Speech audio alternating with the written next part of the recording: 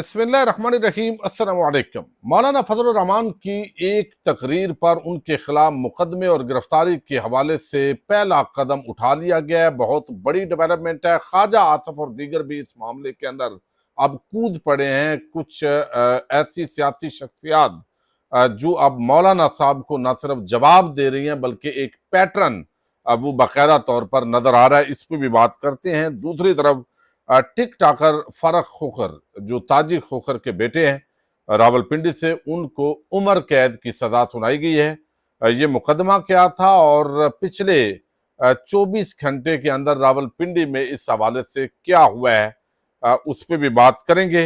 Anchor Jameel Farooqui कुछ अरसा पहले उनके हवाले से ये खबर आई, इस्लामाबाद से उनको गिरफ्तार किया गया और बैलफ ने उनकी गिरफ्तारी डाली और बुनियादी तौर पर इल्ज़ाम ये था कि उन्होंने अपनी जो बीवी है उनको कैद किया हुआ है। तो अब इस हवाले से चूंकि एक बड़ी आम खबर आई है, उस पर बात करना ज़रूरी है।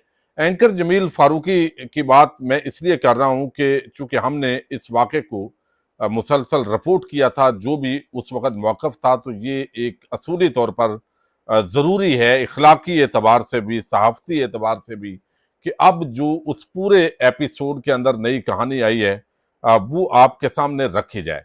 चूँकि उस वक़्त सरगोदा उन्होंने एक शादी की लड़की से और वो एक यानी पसंद की शादी थी उनकी, लेकिन बाद अज़ां जो लवायकीन थे, यानी वो जो लड़की है उसके जो घर वाले थे, उन्होंने उस शादी को एक्सेप्ट नहीं किया। उन्होंने कहा कि अगवा कर लिया है, तशद्दुद किया है, इस तरह के इल्ज़ामात लगाए। वहाँ इस्लामाबाद से उनकी गिरफ्तारी हुई और फिर जो है वो चीज़ें सामने आई। लेकिन अब उनकी जो एहलिया हैं उनका एक वीडियो बयान सामने आया है। उसने पूरी कहानी को तब्दील कर दिया और जमील फारूकी की जो टीम है उसने इस हवाले से ट्वीट किया है। मैं वो आपके सामने ज़रूर रखना चाहूँगा कि मारूफ एंकर पर्सन जमील फारूकी की एहलिया आयशा जमील ने समाजी जबर और बरादरी सिस्टम के खिलाफ अलम बगावत बुलंद कर दिया है। कोर्ट में गन पॉइंट पर धमकाकर जबरी बयानात से लेकर झूठी FIR का ड्राफ्ट सीन हो चुका है। आयशा जमील ने आज सरगोदा की फैमिली कोर्ट में जज जायरा मंजूर मलक के सामने जबरी खुला के खिलाफ बयान देते हुए न सिर्फ अपने शौहर जमील फारूकी के साथ रहने का ऐलान किया है, बल्कि गुज़श्ता 3 माह में पसंद की शादी के बावजूद वालदैन की जानब से झूठ पर मबनी बैलफ, पुलिस रेड्स, बयानात, किरदार कुशी पर मबनी FIR, सोशल मीडिया मुहिम, जबरी अस्कात हमल और जबरी खुला जैसे इकदाम पर अपने खानदान को मुजरम करार दिया है। आयशा के मुताबिक उनके 2 माह के बच्चे को जबरी अबॉर्ट कराने में वालदैन समेत जवाद शेख नामी शायर, तय्यबा के शौहर भाई शाह मीर अमान, मकामी सियासतदानों, पुलिस के आला अफसर, इस्लामाबाद में मुकीम 3 रिपोर्टर्स ने बाकायदा सहूलतकारी की है और उन्हें जबरी तौर पर काल कोठड़ी में बंद रखा गया है और गुज़श्ता 3 माह में उन्हें वालदैन के घर में शदीद ज़हनी और जिस्मानी तशद्दुद का सामना करना पड़ा है। तो ये अब लंबी चौड़ा इसी तरह स्टेटमेंट उन्होंने दी है। जमील फारूकी टीम के मुताबिक ये जज के सामने फैमिली कोर्ट के अंदर उन्होंने कहा है कि मैं खुला नहीं चाहती, मेरे वालदैन ने ज़बरदस्ती मुझसे ये सारा करवाया है, मैं अपने शौहर के साथ जो है वो रहना चाहती हूँ। तो ये बहरहाल एक, चूँकि ये बहुत रिपोर्ट हुआ केस, तो इखलाकी एतबार से ये ज़रूरी था कि जमील फारूकी की जो एहलिया के हवाले से उन पर इल्ज़ामात लगाए गए वो अब रिवर्स हो गए इस हवाले से।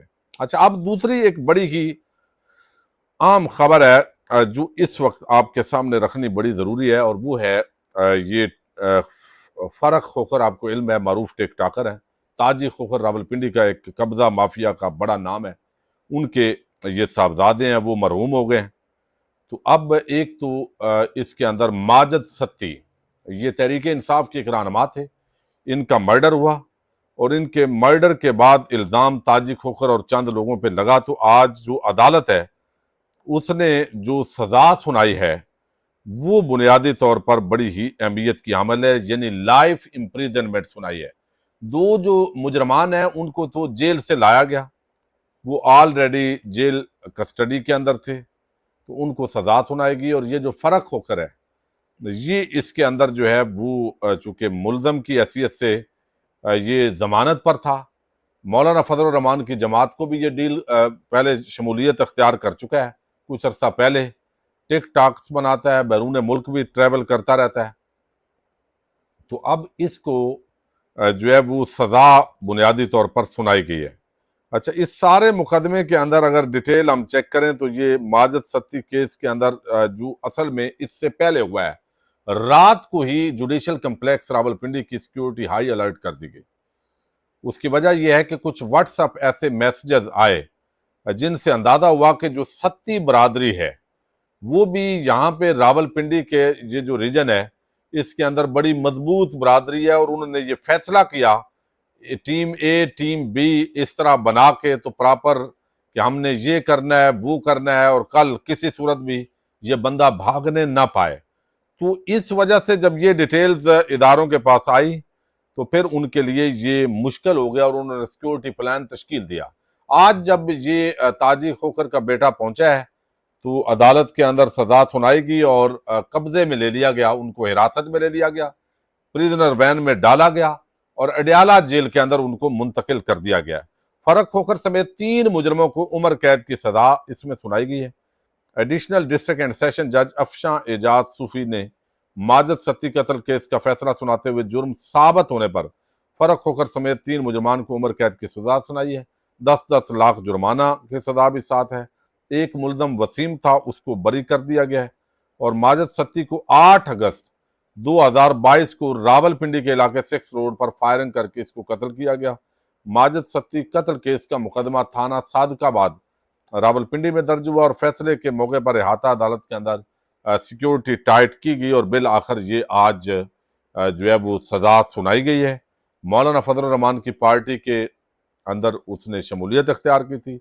कुछ अर्सा पहला मौलाना फजल रहमान का जलसा भी करवाया था। तो इस तरह के लोगों के कई रूप होते हैं, वो टिकटाकर भी हैं, मजहबी रूप भी है, बाकी भी। बहरहाल अदालत के अंदर जो शवाहिद हैं उसके मुताबिक ये जुर्म जो है वो साबित हुआ है। अच्छा, अब दूसरी एक बहुत ही आम खबर है और मौलाना फजल रहमान की जो तकरीर है कसूर के अंदर 2 दिन पहले उन्होंने की, उस पे अब लैदे शुरू हो गए। यानी चूंकि उन्होंने कहा कि भाई आप तनख्वाह लेते हैं, यानी सिक्योरिटी इदारों को मुखातब करके कहा, तो आप तनख्वाह लेते ही हिफाजत के हैं, तो रजाकराना तौर पर आप शमूलियत इख्तियार करते हैं फोर्सेस के अंदर, तो वो आपका काम है तहफ़्फ़ुज़ करना या ये जो दहशत गर्दी और इस तरह के मामलात को कंट्रोल करना। ये सवाल बहुत तल्ख था और इस पर जितने भी अब जो है वो सोशल मीडिया पर मौलाना फजल रहमान पर बड़ी तनकीद शुरू हो गई है। बड़ा इस वक्त जो है माहौल गर्म हुआ पड़ा है। एक तो जो है वो नून लीग के कुछ लोग एक्टिव हुए हैं। पहले तो सिर्फ जो प्रो एस्टैब्लिशमेंट लोग थे जिनमें फयाज चौहान, उसने कहा अगर मौलाना फजल रहमान बयान वापस लेकर माफ़ी नहीं मांगेंगे तो मैं उनके खिलाफ मुकदमा दर्ज करने की दरख्वास्त दूंगा। बाज़ जगहों पे FIR इंदराज के लिए दरख्वास्तें भी दे दी गई हैं।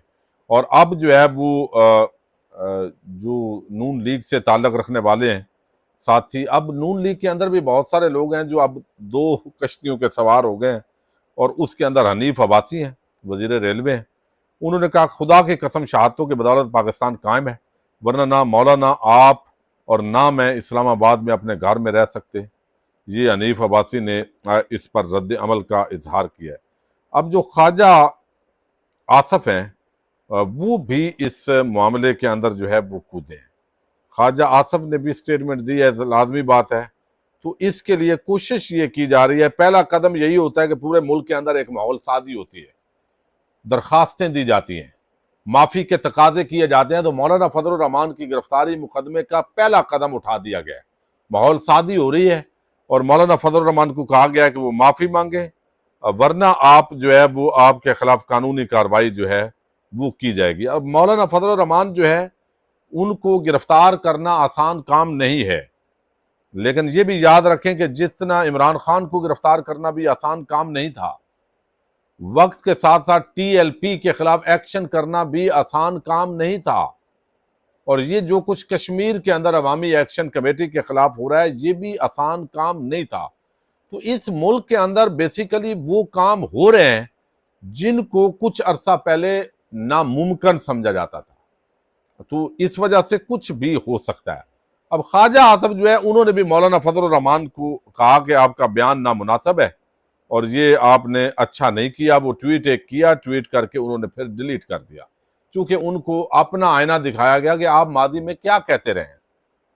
तो अब वो अपने आप को सफाइयां दे रहे हैं कि मैंने जनरल परवेज मुशर्रफ के बारे में ये कहा था और ट्वीट किया कि मैं, मेरे कल के ट्वीट पर मुझे आज से 20 साल कबल की तकरीर याद दिलाई जा रही है। वो तकरीर जिस माहौल में हुई और उसका जो पस मंजर था वो नुक्ताचीनियों को शायद याद नहीं, क्योंकि वो MNA की सूरत में एक आमर के हलीफ और कासा लेस थे। आमर का दौर था जिसने अपना ओहदा बचाने के लिए आइन मनसूख किया, आइनी हुकूमत का तख्ता उल्टा, खुद साख्ता हुक्मरान बना, वतन अजीज को एक ऐसी जंग में अमरीका का हलीफ बनाया जिसके नतायज हम आज भी दहशतगर्दी की सूरत में भुगत रहे हैं। आज फौज की, यानी उस वक्त के फौजी बुरे थे, यानी क्यादत, और आज वो कहते हैं वतन के दुश्मन पे तारीखी फतह से हमकिनार किया, सफारतकारी के महाज पे कौम और मुल्क बुलंद किया। दुनिया पाकिस्तान का लोहा मान रही है और फौज का इदारा आइनी सिविलियन हुकूमत के साथ मिलकर अंदरूनी खतरात से भी नबरदार है। मेरी तकरीर याद दिलाने वालों, याद रखो वतन की आज़ादी की जंग में जमीयत उलमाए हिंद कहाँ थी और किसके साथ खड़ी थी। इर्तिकाई सफर में फिर जमीयत ने 1970 की दहाई में पाकिस्तान में आइन की सरबलंदी और जमहूरियत की जंग में कौमी असम्बली में क़यादत की। सियासत एक इर्तिकाई सफर है जिसमें, यानी वो जमीयत उलमाए हिंद पाकिस्तान तकसीम हिंद की मुखालफ थी। अच्छा, ये जो तकसीम हिंद है ना, ये भी अब डिबेटेबल है, चूंकि जो कुछ अब हो रहा है इस मुल्क के अंदर, या मुसलमान बांग्लादेश और पाकिस्तान की शक्ल में जो तकसीम हुए हैं उससे वो कमज़ोर हुए हैं या ताकतवर हुए हैं, ये सवाल बहरहाल हुआ है।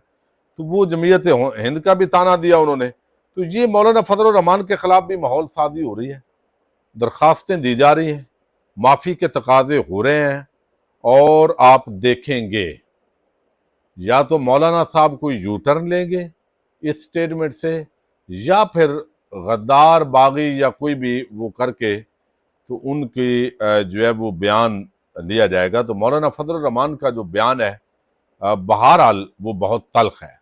पाकिस्तान जिंदाबाद।